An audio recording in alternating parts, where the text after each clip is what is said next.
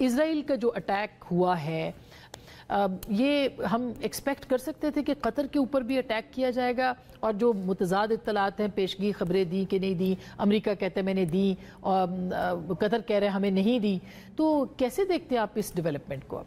بسم اللہ الرحمن الرحیم۔ آسما بہن، پہلے بہت شکریہ مجھے اپنے ساتھ پروگرام پہ لینے کا۔ میں آپ کی نظر ایک شیئر کرتا ہوں، کسی دوست نے بھیجا کہ میں آج زد پہ اگر ہوں تو خوش گما نہ ہو، چراغ سب کے بجھیں گے، چراغ سب کے بجھیں گے، ہوا کسی کی نہیں۔ بے شک۔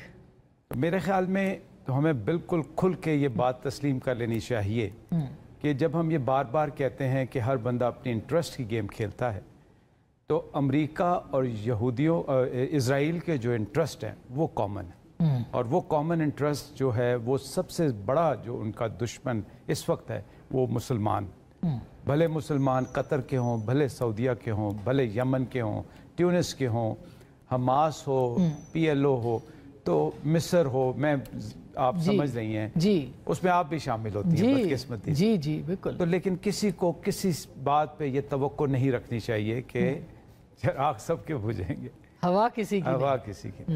تو یہ بالکل ایکسپیکٹڈ تھا۔ ہم تو بڑے عرصے سے یہ کہہ رہے ہیں کہ جو صہیونی سوچیں ہیں اور جو ہندواتا سوچ ہے، جس کو مدیاتا سوچ بھی کہنا چاہیے، وہ سوچ ایک ہی چیز پہ مرتکز ہوتی ہے کہ جہاں سے کہیں سے ان کو موقع ملا وہ آپ کو کمزور کریں گے۔ تو قطر پہ ہونے والا ایک اچنبے کی بات ضرور ہے، بیکاز سب سے بڑا گلف میں جو ایئر بیس ہے اس کے اوپر امریکہ کی، جی، لیکن اور پھر جو ان کا ریڈار سسٹم ہے، مجھے جو پتا ہے کہ قطر کے اپنا ریڈار سسٹم، امریکنز کے اس جگہ پہ اپنے ریڈار سسٹم، پھر اگر آپ کو یاد ہو سعودیہ کے اور قطر کے پچھلے دنوں کچھ حالات خراب ہوئے تھے تو ان کا ایک ہینڈ شیک بھی تھا جو کہ ٹوٹ گیا، لیکن اب وہ دوبارہ آ گیا۔ پھر جب آپ اس اٹیک کو دیکھتی ہیں تو وہ انہی اسٹیٹ سے گزر کے آ رہا ہے جن کے ساتھ آپ کا ہینڈ شیک ہے۔ دیٹ مینز، اچھا دوسری آپ نے 2 دفعہ شاید ذکر کیا کہ بتایا گیا یا نہیں بتایا گیا، یہ ایک نارم ہے۔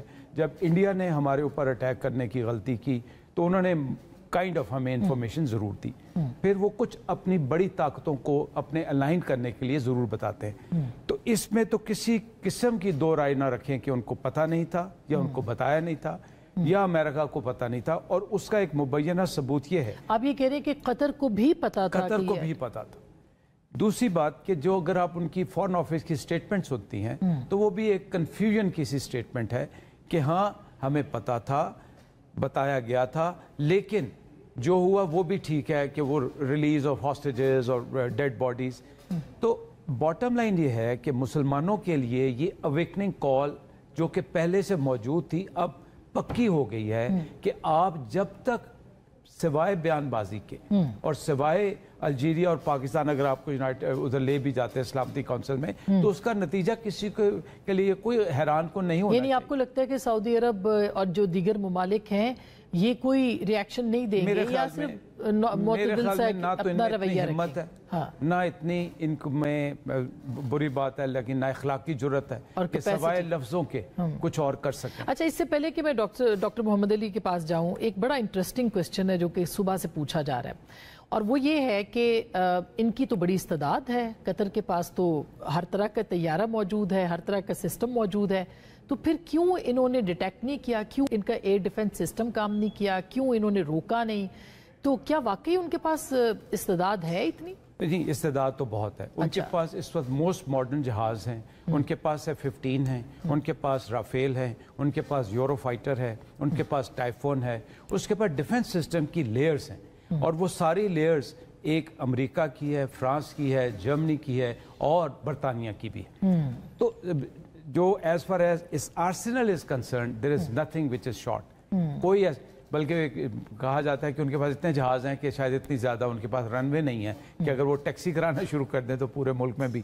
تو استعداد ہے، ڈیٹیکٹیبلٹی ہے، ڈیفنس کی لیئرز ہیں، اور دوسرا جو ان کی امریکن بیس ہے اس کے ساتھ بھی ان کا ہینڈ شیک ہے، اور پھر جو ایئر ڈیفنس کے ریڈار کے علاوہ ان کے جو سیویلیشن کے ریڈارز ہیں ان کی بھی پہنچ 350 کلومیٹر تک ہے۔ سو یہ کہنا کہ یہ ڈیٹیکٹ نہیں ہو سکتے تھے، بالکل ہو سکتے۔ پھر آپ یہ دیکھیں کہ قطر ہمیشہ سے پیٹرنائز کرتا رہا پیس ٹاکس کو भले वो अफगानिस्तान की पीस टॉक्स थी, भले कतर की पीस टॉक्स थी।